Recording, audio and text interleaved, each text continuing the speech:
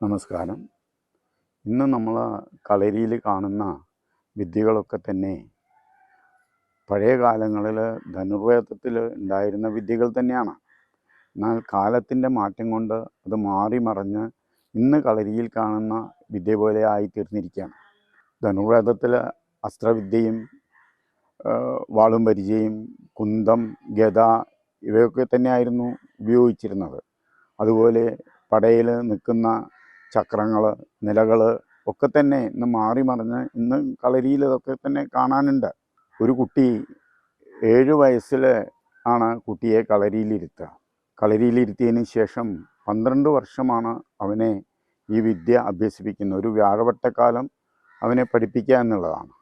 അങ്ങനെ 12 വർഷം കഴിയുമ്പോഴേക്കും അവൻ ഒരു 19 വയസ്സായിട്ടുണ്ടാവും. പൂർണ്ണ ആരോഗ്യവാനും ഒരു നായകനുമായി തീർന്നിട്ടുണ്ടാവും.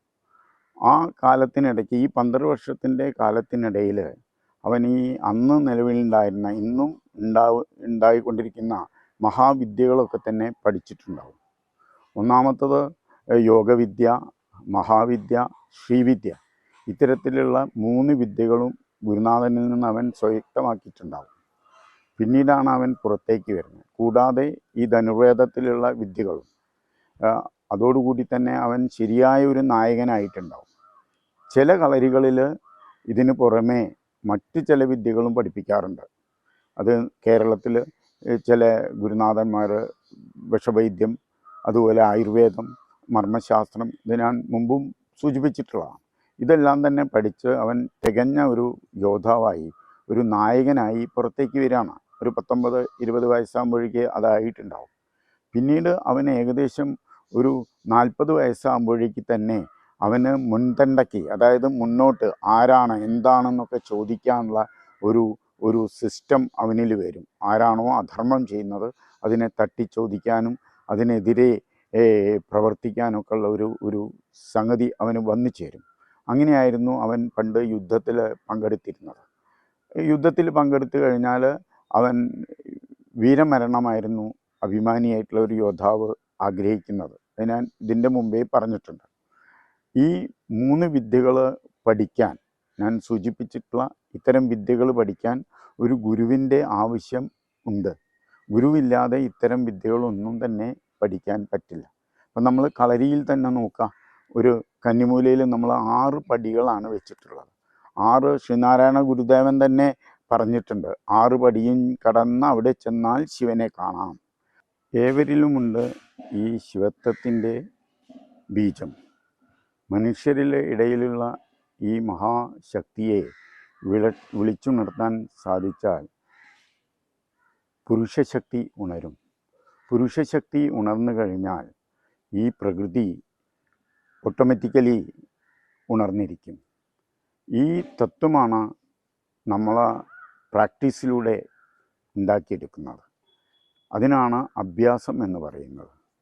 ഒരു കുട്ടി കളരിയിൽ വന്നിട്ട് ധാരാളം കാലം അഭ്യാസം ചെയ്തുകൊണ്ടിരിക്കുകയാണ്.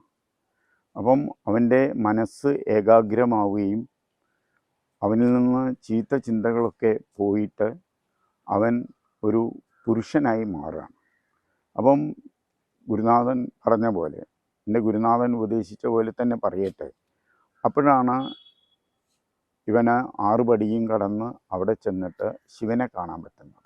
എന്നാൽ യോഗമാർഗത്തിൽ ഇങ്ങനെയല്ല മനുഷ്യൻ പ്രാക്ടീസ് ചെയ്യുന്നത്. പണ്ട് കളരികളിലും യോഗ എല്ലാം ചെയ്തിരുന്നു.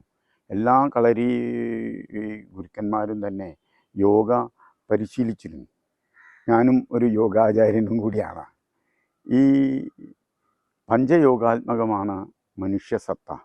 മനുഷ്യൻ്റെ കോശങ്ങളെ ശുദ്ധീകരിക്കാനും അതുവഴി പരമമായ ബോധത്തിലേക്ക് എത്താനും മനുഷ്യന് സാധിക്കും. ഇതാണ് യോഗമാർഗങ്ങളിൽ പഠിപ്പിക്കുന്നത്.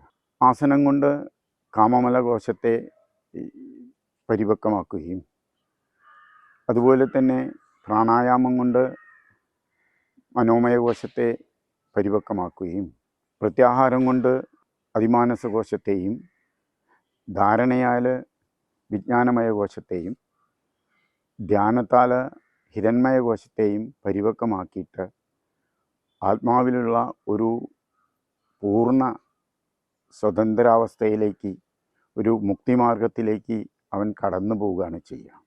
അതായത് കോൺഷ്യസ് ആവുക, ബോധി ഉണരുക, അന്ധകാരം നീക്കിയിട്ട് ബോധം ഉണരുകയാണ്. കുട്ടികളൊക്കെ കളിക്കുന്ന സമയത്ത് ഒരു യുവാവിന് അവൻ്റെ മനസ്സിനെ ഏകാഗ്രമാക്കാൻ സാധിക്കില്ല. അവൻ അനേകായിരം ചിന്തകളാണ് അവൻ്റെ മനസ്സിലൂടെ പോയിക്കൊണ്ടിരിക്കുക. ഇതൊരു ചിത്തനദി. ഈ ചിത്തം ഒരു നദീപ്രവാഹം മാതിരിയാണ്. ആ പ്രവാഹത്തിനെ ഗുരുനാഥൻ പറഞ്ഞിട്ടുണ്ട്, തിരിച്ചൊഴുക്കാൻ സാധിക്കണം. അതായത് താഴോട്ട് ഒഴുകിക്കൊണ്ടിരിക്കുന്ന ഈ മനസ്സിൻ്റെ പ്രവാഹം, ഈ ചിന്താപ്രവാഹം, ഒരു ദിവസം അനേകായിരം ചിന്തകളാണ് ഒരു യുവാവിൻ്റെ മനസ്സിലൂടെ പോവുക. ഇതിനൊക്കെ തന്നെ ഏകാഗ്രതയോട് കൂടിയിട്ട് അതിന് വിപരീതമായിട്ട് മുകളിലേക്ക് ഒഴുക്കാൻ സാധിച്ചു കഴിഞ്ഞാൽ അവൻ്റെ ബോധം ഉണരും. ഈ ബോധം ഉണരുന്ന ടെക്നിക്കായിരുന്നു പണ്ട് കളരിയിലെ ഗുരുനാഥന്മാർ പഠിപ്പിച്ചിരുന്നത്. അപ്പോൾ ഒരു യോഗിക്ക് യോഗശക്തി ഉണരും. ചെറുപ്പത്തിൽ തന്നെ ഈ 12 വർഷത്തോളം പ്രാണായാമവും മറ്റു കാര്യങ്ങളൊക്കെ ചെയ്തു വരുന്ന ഈ വിദ്യാർത്ഥിക്ക് അവന് യോഗിക് ശക്തികളുണ്ടാവും. ഈ യോഗിക് ശക്തികൾ ഉണ്ടായിക്കഴിഞ്ഞാൽ അവന് ഈ യുദ്ധത്തിലൊക്കെ പല അത്ഭുതങ്ങളും കാട്ടിയിട്ടുള്ള ചരിത്ര പുരുഷന്മാരെ നമ്മൾക്കറിയാം. അപ്പം അവരൊക്കെ ചെയ്തിരുന്ന ഇത്തരത്തിലുള്ള യോഗശക്തി ഉണർന്നതുകൊണ്ടാണ്. ഇന്നും നമ്മൾക്ക് ഇന്ത്യയിൽ യോഗശക്തി ഉണർത്തിയിട്ടുള്ള ഒരുപാട് യോഗികളെ കാണാൻ സാധിക്കും. കളരിയിൽ അഭ്യാസം പഠിക്കുന്ന ഒരു വിദ്യാർത്ഥി പല മൃഗങ്ങളുടെയും മൂവ്മെൻറ്റുകളാണ് എടുത്ത് മുന്നോട്ട് കളിച്ചു പോവുക. ഉദാഹരണമായിട്ട് ഗജവടിവ്, സിംഹവടിവ്, അശ്വവടിവ്, വരാഹവടിവ്, അജവടിവ്, സർപ്പവടിവ്, ഇങ്ങനെയൊക്കെയുള്ള വടിവുകളിലൂടെയാണ് അവൻ ഈ നിലകൾ ഒക്കെ പ്രാക്ടീസ് ചെയ്തിട്ട് അവൻ്റെ മൂവ്മെൻറ്റൊക്കെ, ചാട്ടങ്ങളും മാറ്റങ്ങളും മറയലുകളും ഇതെല്ലാം തന്നെ ഇത്തരം മൃഗങ്ങളുടെ കരണങ്ങളിലാണ്, മൃഗ മൂവ്മെൻറ്റിലാണ് അവൻ ചെയ്തു വരുന്നത്. ഒരു മനുഷ്യൻ്റെ ശൈശവം എന്ന് പറയുന്നത് ഏറ്റവും പ്രയാസമേറിയ ഒരു കാലഘട്ടമാണ്.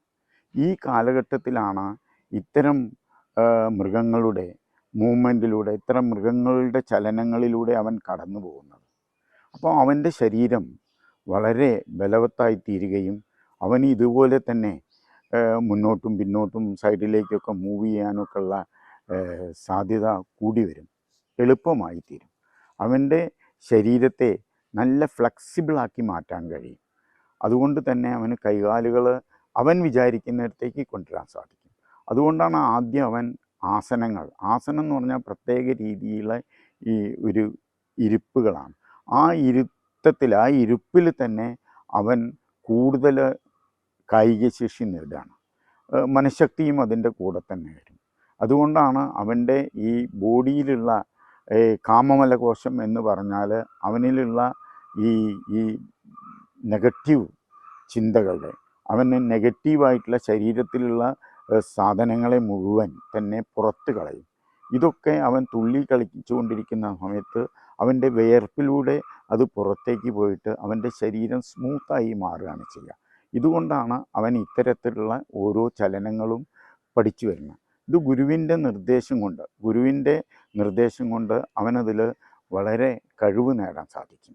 ഇതുപോലെ തന്നെയാണ് പ്രാണായാമം എന്ന് പറയുമ്പം ശ്വാസപ്രശ്വാസമാണ് നമ്മൾ ഉദ്ദേശിക്കുന്നത്. ശ്വാസം എടുക്കുക, ശ്വാസം പുറത്തേക്ക് വിടുക. ഇത് പല രീതിയിൽ ചെയ്യാൻ കഴിയും. ശ്വാസത്തെ പുറത്തേക്ക് വിട്ടിട്ട് ശ്വാസം ബന്ധിക്കാനും അകത്തേക്കെടുത്ത് ബന്ധിക്കാനും പ്രാണായാമം, പല രീതിയിലുള്ള പ്രാണായാമങ്ങളുണ്ടല്ലോ. ഇതെല്ലാം തന്നെ ഒരു ഗുരുവിൽ നിന്ന്, അതാണ് ഞാൻ ഒരു ഗുരു അത്യാവശ്യമാണ്. കാരണം പ്രാണായാമമൊക്കെ പഠിക്കേണ്ടത് ഗുരുവിൽ നിന്ന് തന്നെയാണ്. ഗുരു ഇല്ലാതെ പ്രാണായാമം ചെയ്താൽ നമ്മളെ യോഗചക്രം തന്നെ തെറിച്ചു പോകും. അതുകൊണ്ട് പ്രാണായാമവും മറ്റും പഠിക്കണമെങ്കിൽ ആ ഗുരുവിന് അത്ര അറിവുണ്ടായിരിക്കണം. ഈ പ്രാണായാമം കൊണ്ട് അവൻ്റെ ശ്വാസഗതി ശരിയാവുകയും അവനിൽ പല കഴിവുകളും വരാൻ തുടങ്ങും. പണ്ടുള്ള ഒരുപാട് ഗുരുക്കന്മാർ വലിയ കനമുള്ള സാധനങ്ങളൊക്കെ എടുത്ത് പൊന്തിച്ചതും ഈ ഒരു പുഴ ചാടിക്കടന്നതൊക്കെ നമ്മൾ ചരിത്രത്തിൽ, ഐതിഹ്യത്തിലും ചരിത്രത്തിലൊക്കെ കേട്ടിട്ടുണ്ട്, വായിച്ചിട്ടുണ്ട്. ഇതൊക്കെ അവന് കിട്ടുന്നത് അവൻ തുള്ളിയിട്ട് തന്നെ ഈ രീതിയിൽ പ്രാണായാമം ചെയ്തിട്ടാണ് അവൻ ശ്വാസഗതിയിൽ ഉള്ള കഴിവ് നേടിയിട്ടാണ് ഇത് നേടുന്നത്. അപ്പം ശരീരത്തെ വീണ്ടും ശ്വാസം എടുക്കുന്നതുകൊണ്ടുള്ള ഒരു ഗുണം എന്താണെന്ന് വെച്ചാൽ ഈ ശ്വാസോപ്രശ്വാസം എടുക്കുന്നതോട് കൂടിയിട്ട് അവൻ്റെ മനസ്സ് ക്ലീനാവും. അതായത് ചീത്തയായ ചിന്തകളൊന്നും വരുന്നില്ല. അതുകൊണ്ടാണ് കളരിയിൽ അഭ്യസിച്ച ഏതൊരു കുട്ടിയെ നിങ്ങൾ എടുത്തുകൊണ്ട് അവൻ കളവൊന്നും പറയില്ല. അവന് വളരെ ബഹുമാനമായിരിക്കും പഠിക്കുന്ന ഗുരുനാഥന്മാരെയും. കളവ് പറയാറില്ല. കളരിയിൽ പ്രാക്ടീസ് ചെയ്യുന്ന ഏത് ഗുരുക്കളും സത്യസന്ധരായിട്ടുള്ള ആളുകളായിരിക്കും. ഞാൻ കണ്ടിട്ടുള്ള എല്ലാ ഗുരുനാഥന്മാരും അങ്ങനെ തന്നെയാണ്. അത് അവർ ഈ ധാരാളം തരത്തിൽ ശ്വാസപ്രശ്വാസം ചെയ്തുകൊണ്ടിരിക്കുന്നുണ്ട്. അതുകൊണ്ട് അവരിലുള്ള ഈ ബാഡ് എഫക്റ്റ്, അതായത് നെഗറ്റീവ് എനർജികൾ, ചീത്ത ചിന്തകൾ വരാതിരിക്കാൻ സഹായിക്കുന്നത്. അതാണ് പ്രാണായാമം കൊണ്ട് നമ്മൾ ഉദ്ദേശിക്കുന്നത്. പ്രാണനെ ജയിക്കുക. ശ്വാസം, നമ്മളെ പ്രാണൻ എന്ന് പറയുന്നത് നമ്മളെ ശ്വാസമാണല്ലോ. ഈ ശ്വാസത്തെ ജയിക്കാൻ വേണ്ടിയിട്ടാണ് അത് തന്നെ നമ്മൾ അകത്തേക്ക് ഇരിക്കുക. ഞാൻ നേരത്തെ പറയുണ്ടായി, ഈ ചിത്തനദിയെ മുകളിലേക്ക് ഉയർത്തിക്കൊണ്ടാവാൻ സാധിക്കാണ്. താഴോട്ട് ഒഴുകിക്കൊണ്ടിരിക്കുന്ന ഇതിൻ്റെ മുകളിലേക്ക്. അതാണ് നമ്മൾക്ക് കന്നിമൂലയിൽ 6 പടി വെച്ചിരിക്കുന്നത്. ചില കളരിയിലൊക്കെ തന്നെ ആദ്യം തന്നെ അവർ ഈ 6 പടിയിലും ഓരോ മൂർത്തികളെ വെച്ചിട്ട് ആ മൂർത്തികളെ ജപിച്ച് ഉണരുന്ന ഒരു സമ്പ്രദായമുണ്ട്. അതും തെറ്റൊന്നുമല്ല അതിലും. അങ്ങനെയും ഭാരതത്തിൽ സംവിധാനമുണ്ട്. എങ്കിലും ഏതൊരു അഭ്യാസിയും അവൻ്റെ ഉള്ളിലുള്ള ശക്തിയെ പുറത്തേക്ക് എടുത്തിട്ട് ഒരു മാക്സിമം ഒരു പുരുഷത്വം അവനിലേക്ക് വരുത്താണ് ചെയ്യുന്നത്. കൂടാതെ ബോധം ഉണർത്തുകയും ചെയ്യാണ്, കോൺഷ്യസ് ആവുകയും ചെയ്യാണ്. അതാണ് നമ്മളെ രണ്ടാമത്തെ ഉദ്ദേശം. പിന്നീട് അവൻ ഈ പ്രത്യാഹാരം, ഞാൻ പഞ്ചയോഗാത്മകമാണ് മനുഷ്യസത്ത എന്ന് പറഞ്ഞു. പ്രത്യാഹാരത്തിലേക്കും പ്രത്യാഹാരത്തിൽ നിന്ന് അവൻ ധാരണയിലേക്കും. ധാരണ എന്ന് പറഞ്ഞിട്ടുണ്ടെങ്കിൽ അവൻ്റെ മനസ്സിനെ ഏകാഗ്രമാക്കിയിട്ട് അവന് എന്താണോ അവൻ്റെ ആഗ്രഹങ്ങൾ എന്താണോ, ഈ ആഗ്രഹങ്ങളൊക്കെ അവൻ ചിന്തിച്ചിട്ടില്ലെങ്കിലും അവൻ ആ രീതിയിലേക്ക് എത്തിച്ചേരും. കാരണം ധാരണയിൽ നിന്ന് അവൻ്റെ മനസ്സിനെ ഏകാഗ്രതപ്പെടുത്തുകയാണ് ചെയ്യുക. ഇത് കഴിയുന്നതും അവൻ ചെയ്യുന്നത് അനാഹത ചക്രത്തിൽ വെച്ചിട്ടാണ്. ഈ അനാഹത ചക്രത്തിൽ ധ്യാനിക്കുകയാണ് ആദ്യം വേണ്ടത്. ഇന്ന് ചില ആളുകളെയൊക്കെ ഞാൻ കാണുന്നുണ്ട്, അവരൊക്കെ തന്നെ ഈ 2 പിരിയങ്ങളുടെ ഇടയിലും ആജ്ഞാചക്രത്തിലാണ് ധ്യാനിക്കുന്നത് കാണുന്നത്. ഈ ആദ്യം കാലത്ത് ആജ്ഞാചക്രത്തിൽ ഈ കുട്ടികളൊന്നും ധ്യാനിക്കരുത് എന്നാണ് എൻ്റെ ഗുരുനാഥൻ പറഞ്ഞത്. കാരണം അനാഹത ചക്രത്തിൽ ധ്യാനിച്ചിട്ട് അത് ഓട്ടോമാറ്റിക്കലി തന്നെ അത് വിശുദ്ധി ചക്രത്തിൽ പോയിട്ട് അതിൻ്റെ മുകളിലേക്കുള്ള ആജ്ഞാചക്രത്തിലെത്തണം. അല്ലാതെ ഒരു പരിചയമില്ലാത്ത, ഒരു പ്രാക്ടീസ് ഇല്ലാത്ത, അഭ്യാസമില്ലാത്ത ഒരു കുട്ടിയാണ് നേരിട്ട് ആജ്ഞാചക്രത്തിൽ ധ്യാനിക്കുകയാണെങ്കിൽ അവൻ്റെ യോഗചക്രം തന്നെ തെറിച്ചു പോകാൻ സാധ്യതയുണ്ട്. അപ്പം ആദ്യം പരിപക്വമാക്കിയിരിക്കണം അവൻ്റെ ചിന്തകൾ, അവൻ്റെ ശ്വാസപ്രശ്വാസങ്ങൾ, അവൻ്റെ ജീവിത രീതികൾ. ഇതൊക്കെ തന്നെ ചിട്ടപ്പെടുത്തിയിട്ട് വേണം ഇതിനെ മുന്നോട്ട് കൊണ്ടുപോകാൻ. അതാണ് ഞാൻ ഒരു ഗുരുനാഥൻ്റെ ആവശ്യമുണ്ട് എന്ന് പറയാൻ. വെറും കളരി അഭ്യസിച്ച് തല്ലുംപിടി പഠിക്കുക, മറ്റുള്ളവരെ ദ്രോഹിക്കാൻ നോക്കുക, അതല്ല അതുകൊണ്ട് ഉദ്ദേശിക്കുന്നത്. ഒരു പൂർണ്ണനായ നായകനെ ഉണ്ടാക്കിയിട്ട്, ഒരു പരിപക്വമായ ഒരു നല്ല ഒരു യോദ്ധാവിനെ ഉണ്ടാക്കി നമ്മൾ സമൂഹത്തിന് നൽകുകയാണ്. അവനാണ് ഈ സമൂഹത്തിന് വേണ്ടിയിട്ടും ഈ നന്മയിലൂടെ തന്നെ ധർമ്മത്തെ മുൻനിർത്തി പോവുകയുള്ളൂ. അത് ആദ്യം പറഞ്ഞിട്ടുണ്ട്. അതാണ് നമ്മൾ കളരിയിൽ നിന്ന് ഉണ്ടാക്കിയെടുക്കുന്നത്. നായകന്മാരെ ഉണ്ടാക്കിയെടുക്കുകയാണ്. ഞങ്ങളുടെ കളരിയിലൊക്കെ പുരാതന കാലങ്ങളിലൊക്കെ ഞങ്ങൾ നായകന്മാരെ സപ്ലൈ ചെയ്തിട്ടുള്ള ആളുകളാണ്. എത്രയോ നായകന്മാരെ ഉണ്ടാക്കിയെടുത്തിട്ട് ഞങ്ങൾ കൊടുത്തിട്ടുണ്ട്. അപ്പോൾ ഈ നായകന്മാരെ ഉണ്ടാക്കാൻ വേണ്ടിയിട്ടുള്ള ഒരു വിദ്യാഭ്യാസ സ്ഥാപനം തന്നെയായിരുന്നു പണ്ട് കളരി. ഈ കളരിയിൽ അനേകം മൂർത്തികളെയും മറ്റൊക്കെ ധ്യാനിച്ച് മുന്നോട്ട് പോകാമെന്നൊക്കെ ഞാൻ പറഞ്ഞു. കൂടുതൽ ധ്യാനാവസ്ഥയിലുള്ള കാര്യങ്ങളും മറ്റു കാര്യങ്ങളും കളരിയിലുള്ള മൂർത്തികളെ പറ്റിയൊക്കെ നമ്മൾക്ക് അടുത്ത പ്രാവശ്യം പറയാം. നമ്മൾ ഈ ആക്ഷൻസൊക്കെ സാവധാനത്തിൽ തന്നെ ഇതിൻ്റെ ചലനങ്ങളും മറ്റുമൊക്കെ നമ്മൾ ഇതിൽ കാട്ടും കേട്ടോ. അങ്ങനെ കാട്ടും. ഇതിൻ്റെ മുമ്പേ നമ്മളതിൻ്റെ ഒരു തരം നമ്മൾ നരേഷൻ പറഞ്ഞുകൊണ്ടിരിക്കുകയാണ്. അടുത്ത പ്രാവശ്യം കാണാം. എല്ലാവർക്കും നമസ്കാരം.